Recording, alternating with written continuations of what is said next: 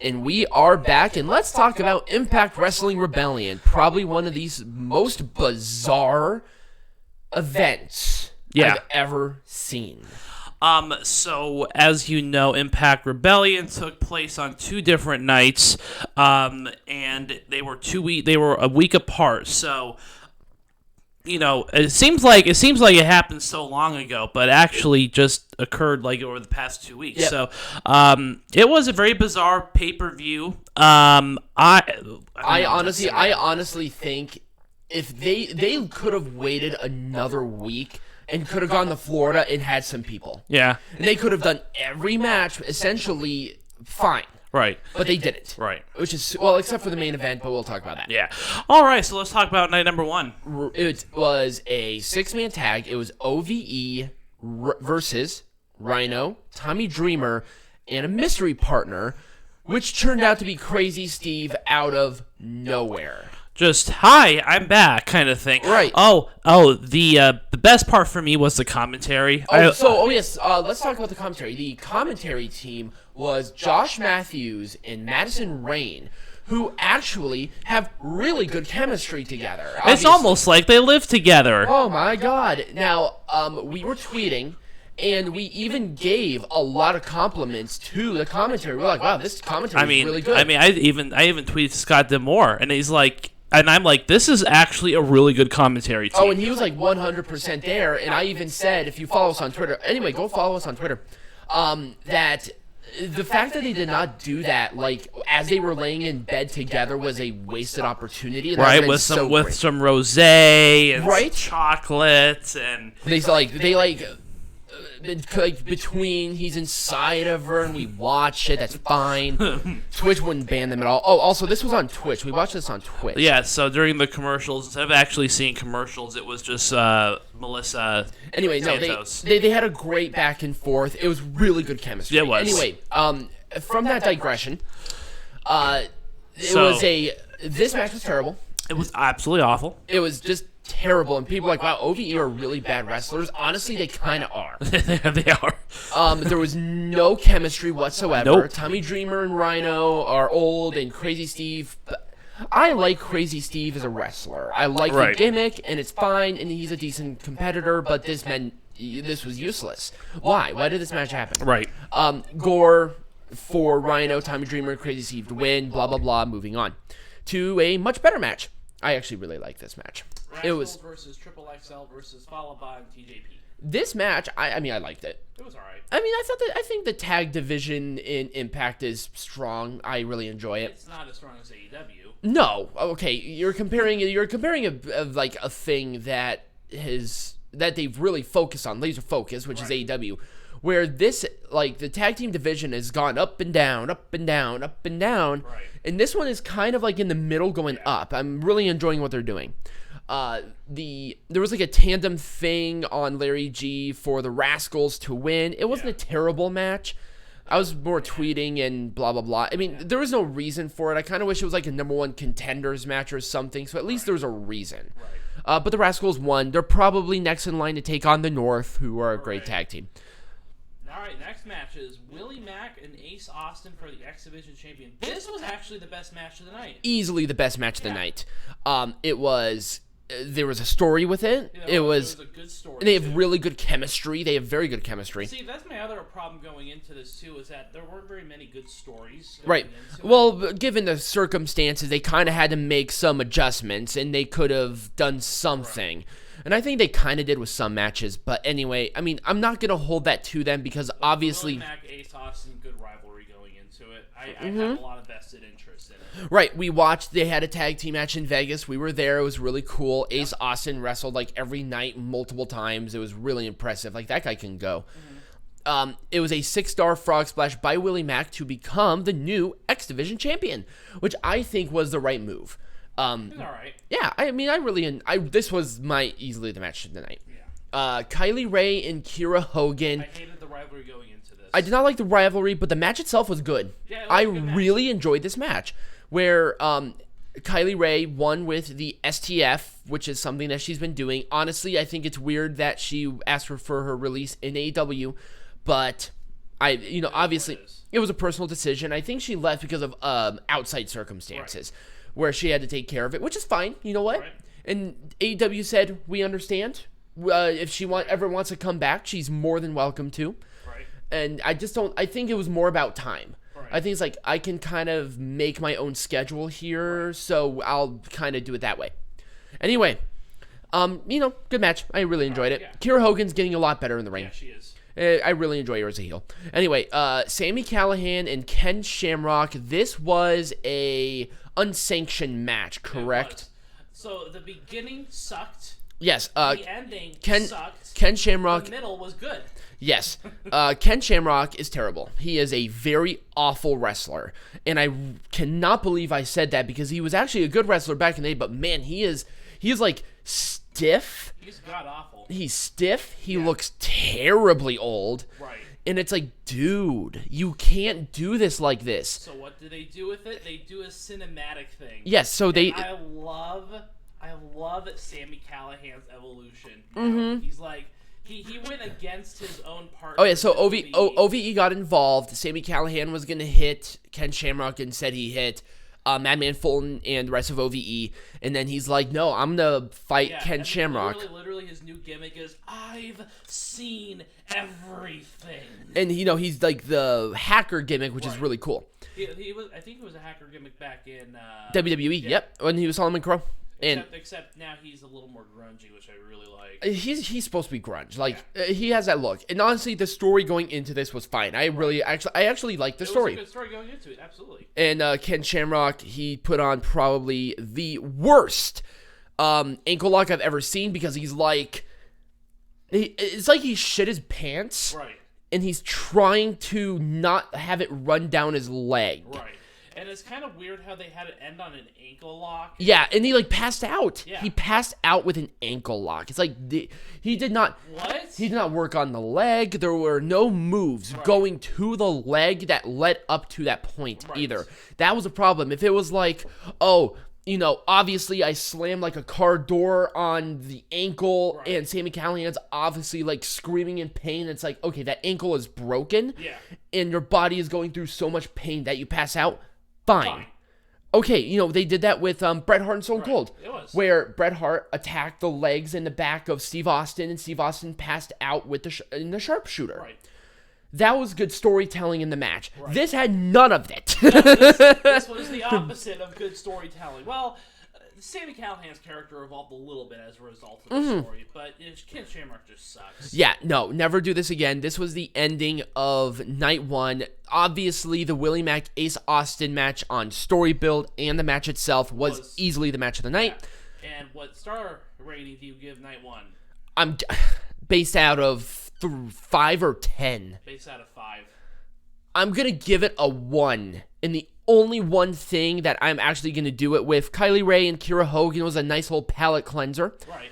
But and obviously, X Division title match ran with it. Anyway, every other match was like right off terrible. Right. Yeah, I'm going to give it a 1 as well for this. And I'm going to agree with you on the match of the night, Willie Mack and Ace Austin. Yep. Number 2, Kylie Ray and Kiera Hogan. Yep. It wasn't a close second, but it was definitely a second.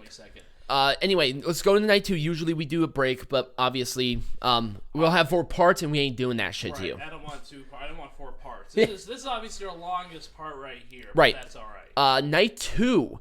I will at least say, before we even get started, it was a substantially better night. 100%. Anyway, Suicide, Trey, Rohit, Raju, and Chris Bay. It was an okay match. It wasn't. Yeah, it was a good match, but what was the purpose of it? What's the point of it? Have the number 1 contender for the X Division champion, or whoever wins goes into a big. There's no rivalry with this. Right, and it's like. Just there. But the match itself was fine. Right. They had some fun little things in there that kind of popped me. I enjoyed it. Right. But Chris Bay won. They're really pushing Chris Bay. Yep. He keeps winning, which I'm fine with. He's actually a good wrestler. Right. He's our age. It makes me feel bad about my life.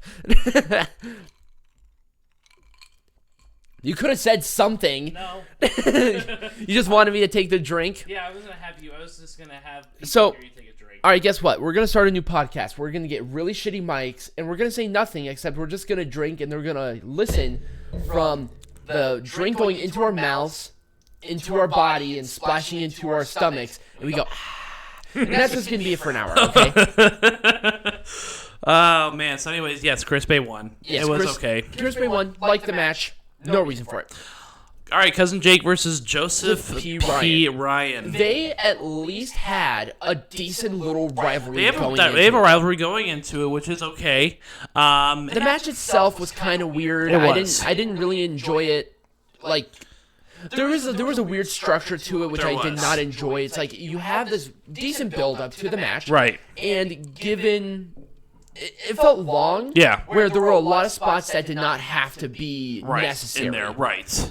Joseph P. Ryan won with a roll-up, and what would have been a great way to do this is Cousin Jake builds up that he's going to do something that goes against Joseph P. Ryan's gimmick, which is the cancel culture. Right. Like, he takes a swig of beer, he does something that could lead to something very provocateur. Right. And Joseph P. Ryan rolls him up and wins, and I'll be like, okay, I enjoyed it because it led to something. Right. But this led to nothing. There was nothing here that led to anything. Right, so, absolutely.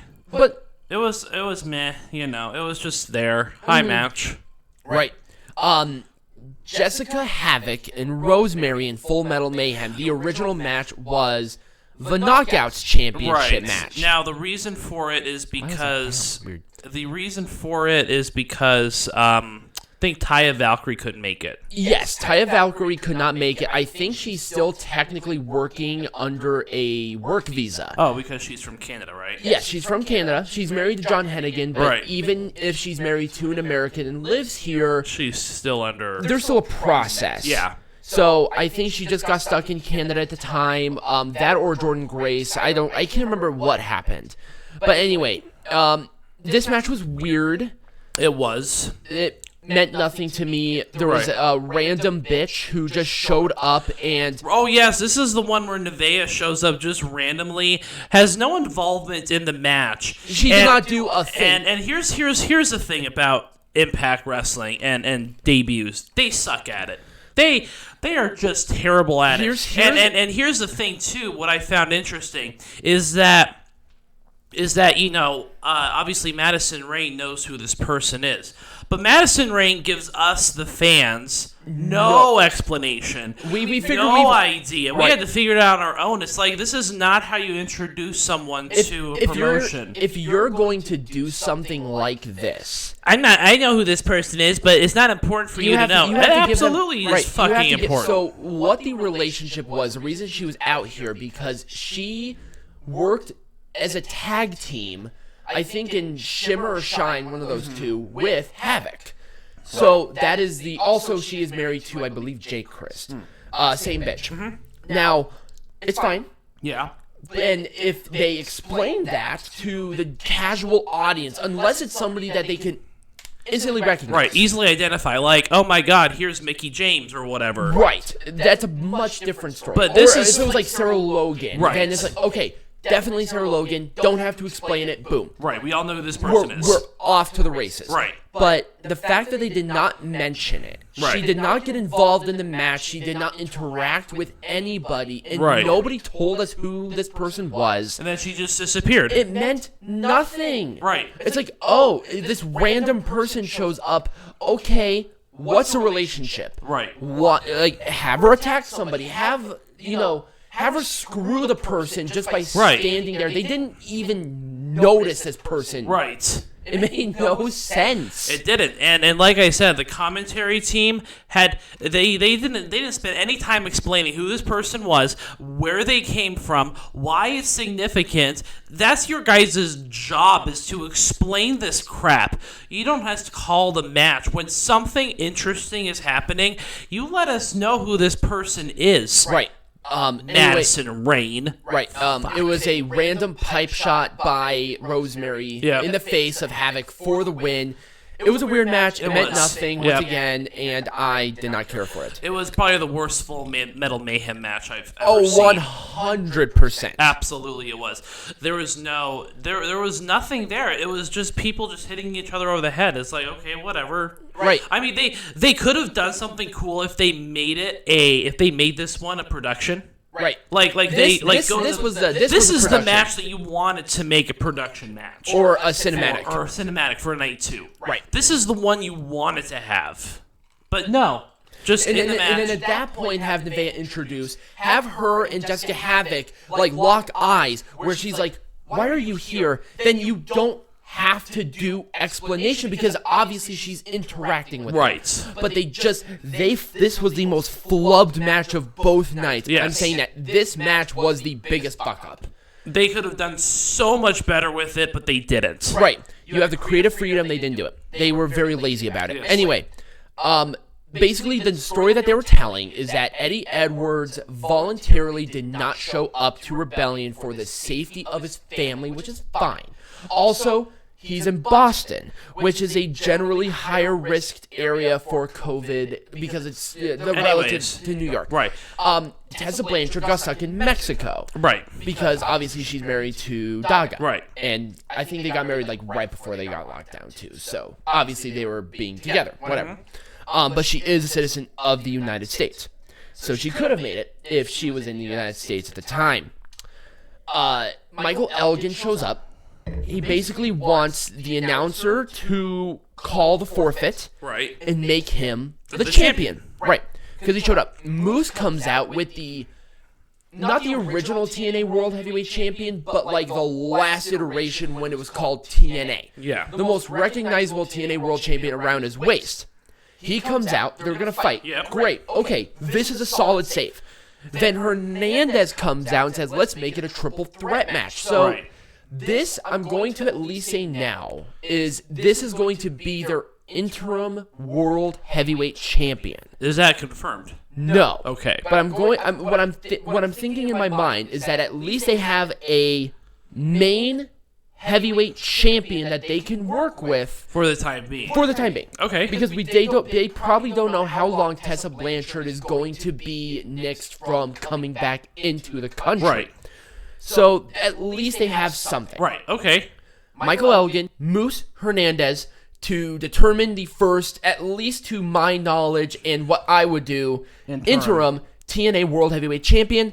This match was awesome. It was a good match. This was easily the best match of Rebellion. Yeah. Easily. 100% slam dunk. They told a quick, easy to digest story. Yep. And the match told that story nicely. Right. And then that was it. And then now Moose is on top. Right. Moose hit the no jackhammer needed spear on Hernandez for the win. So Elgin was not pinned. Hernandez is not there full time. So, him eating the pin is fine. And now there's an established interim heavyweight champion. And now there's also a good rivalry with Michael Elgin and Moose. Right. And then Elgin can win the championship when Tessa can come back. Yep. And then they can have their triple threat with Eddie Edwards, because I still think he deserves it. Uh-huh. Triple threat for both belts. Right. Boom. Easily written shit. But Moose won. He's the champion right now. And I don't know what they're going to do. They might do more tapings during the transition. So at least there's something. Right. And that was Rebellion. Yeah. So match of the night for night 2 and star rating. I'm going to do a 2 out of 5. Okay. For this one specifically. I liked the Fatal 4-Way. Okay. I loved the heavyweight title match, and these two did not personally offend me like night 1. Right. So obviously the match of the night and the match of Rebellion as a collective is the main event. Okay. Heavyweight title match, easy story, very good match, and at least they had saved something. Right. Go. I'm going to agree with you on all of it. 2 stars, best match of the night, triple threat, best match of the show, triple threat, and then for the entire show to give it a 1.5 stars. Okay. Just even it out. All right, awesome. Easy. All right, well, that is Rebellion, and when we come back, we're going to talk about the Dark Side of the Ring episode on David Schultz and the slap heard around the world. You're about to listen to the Pro Wrestling Zone podcast, a Majestic production property. One of the quickest rising professional wrestling podcasts on the market today, and the most entertaining podcast in the history of existence. Please note, before diving into the show that this is for entertainment purposes only, so myself and Peanut Gallery engage in exaggerations, dirty or offensive jokes, and satirical comments. If you are a triggered little snowflake who gets professionally offended, this is not the podcast for you. If you do enjoy our work, we ask that you contribute to our Patreon page at patreon.com/MajesticP. Contributors get access to the Discord, vote on what topic we cover, and enjoy exclusive content such as pay-per-view watch parties. Here's a sample of that from NXT TakeOver Portland. What about the other company that Bobby Fish and Kyle O'Reilly went from? Oh, The ROH? one that they were signed exclusively to. Oh, Ring of Honor? Oh no. Oh, that's gonna be a lot of fun. Oh my god! I felt that in my hand. If this is something you believe you would enjoy, visit our Patreon at patreon.com/MajesticP and become a patron. This ensures that we continue to entertain you for years to come. Without further ado, sit back and enjoy the show.